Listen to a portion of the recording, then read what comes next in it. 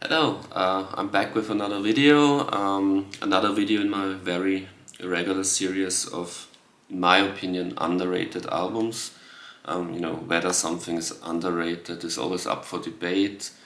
In this case, especially as well, because, the artist or the artists are, really high-profile artists, and this is their debut album. And it's the only album in this incarnation of these two artists. It's the Buckingham Nicks album from late 1973. I think it was released in autumn 1973.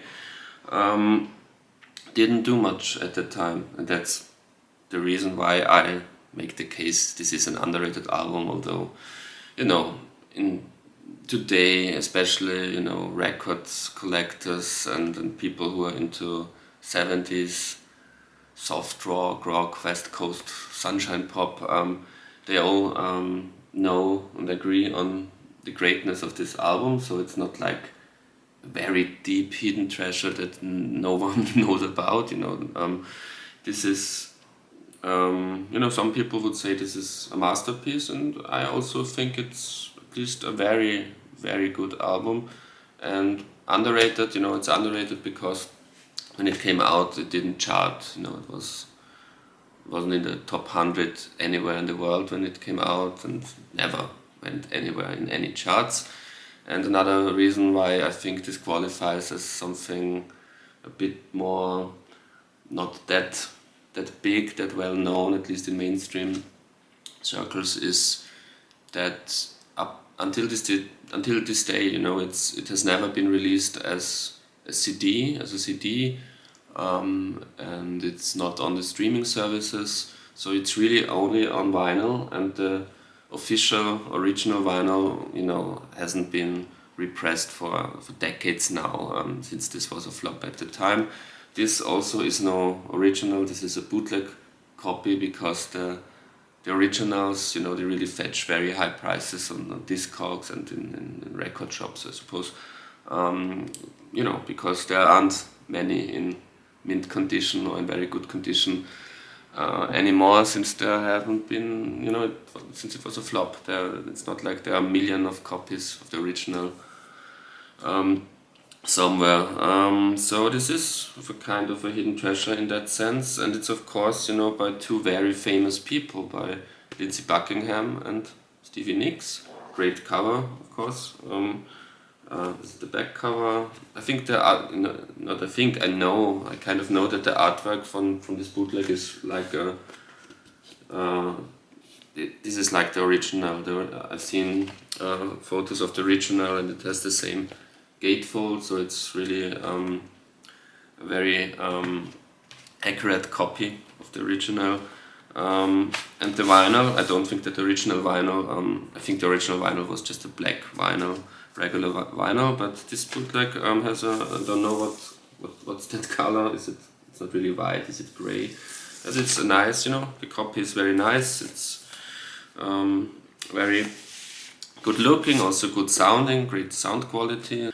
And the album itself, it was the history behind the album is that Lindsey Buckingham and Stevie Nicks knew each other from very early on, maybe from school maybe, or shortly after school, because they even in the late 60s they played in a group together, which didn't have any kind of success. The band was called Fritz, I think.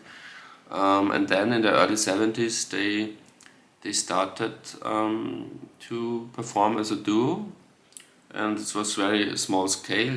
There wasn't any fame yet for them, but they wrote some great songs together and got a record deal, I think with Polydor. But anyway, they got a record deal since the quality of the songs was so good, and also I think a record label in the 70s could think that there's star potential also, because they were really good looking people, still are good looking people to this day. And so they got signed, and they did a really professional production, the production of this album. So it's not like a lo-fi garage record or something. It's really you can see money went into this, and they had great session musicians on that album. Drums by Jim Keltner, possibly the best or greatest or most famous session drummer of all time from the Wrecking Crew. And they recorded this very pro high-end record in 1973. And as I said, it came out. It didn't do anything in the charts, but in musician circles, since people like Jim Keltner were involved in the album, in musician circles, I guess there was some talk about this, that this is a great debut album.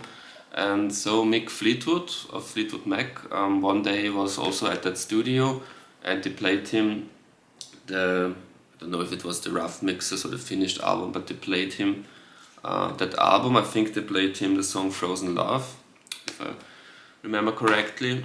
And Frozen Love, by the way, the best song on that album, so they played him the right song. In my opinion, it's the best song on the album, and it's also a very clear precursor where Fleetwood Mac with the Buckingham Nicks lineup would, which direction they would go to. And Mick Fleetwood was, of course, impressed because great song. And at that time, Fleetwood Mac started out in the late 60s as a British blues rock band with the great guitar player Peter Green. Then Peter Green went crazy, really went crazy on acid. And so they had many lineup changes in the early 70s, and there was never some consistency in the lineup.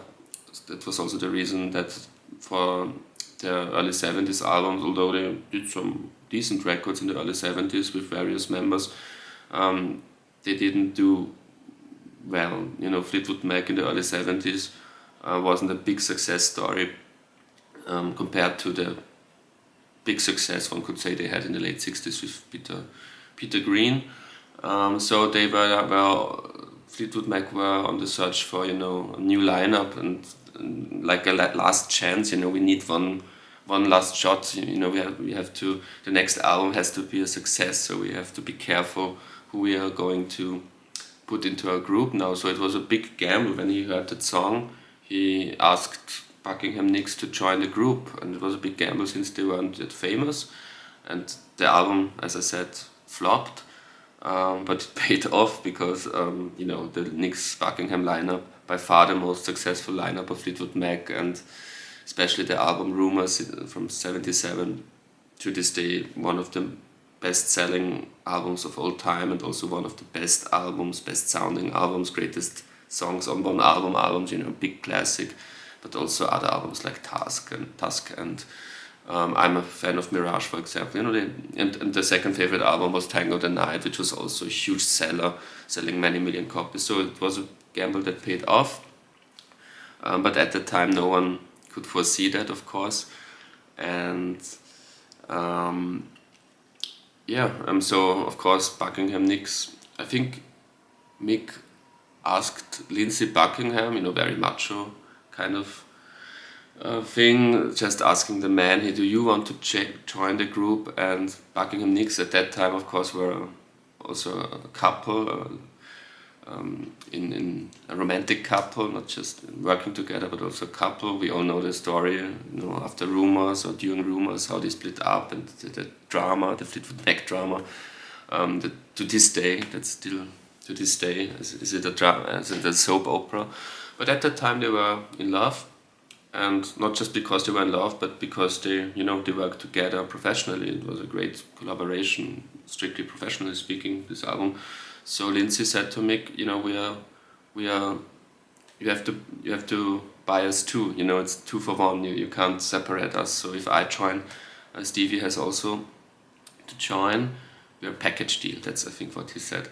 And so they joined, and the rest is history. Big successes. The first album they did in Fleetwood Mac, which was just called Fleetwood Mac, I think from 1975, the album before Rumours, is there. If you don't know that album, and if you don't have it on vinyl, you don't know that album since it's not reissued on CD or streaming yet.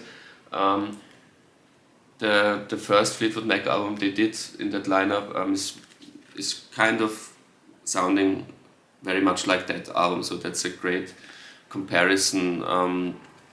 And if you like this Fleetwood Mac album, you will love this album. I think this is probably even better, and I think next to Rumors, this is the best album, solo Fleetwood Mac and whatever combination, the best album that Stevie Nicks and Lindsey Buckingham ever played on. This is a great album, you know. Later day Fleetwood Mac in the 80s, not talking about the 90s even, you know, became very very slick and very, you know, very mainstream pop sounding, but you know, they didn't have a good image at the time as well. Now they are rediscovered by hipsters for years now, but you know, in the 80s, 90s they were a very uncool band. But this was like the Rumors or from the first album, Fleetwood Mac, which was a great sounding, nothing lame about it at all. This is really sunny, flower power, sunshine, West Coast pop, folky, and excellent guitar playing by Lindsey Buckingham. It's it's all there, which, you know, the stuff that's made Rumors big. You know, their prezzos, the great acoustic guitar prezzos. They're all there. The melodies are great. The singing is great. The harmonies are great. You know, there's one standout track, I mentioned it before, Frozen Love, which is like the best Fleetwood Mac song Fleetwood Mac never did. If Frozen Love would be a Fleetwood Mac song, I would say it would be a top 5 Fleetwood Mac song. Great solo, it's builds and builds, and it's one of the, you know, it's the last song on the album as well. But all the songs before that are also, you know, really, you know, especially in summer or in spring, great album. I have to admit, I bought this 1 or 2 months ago. You know, I'm discovering this album at the moment.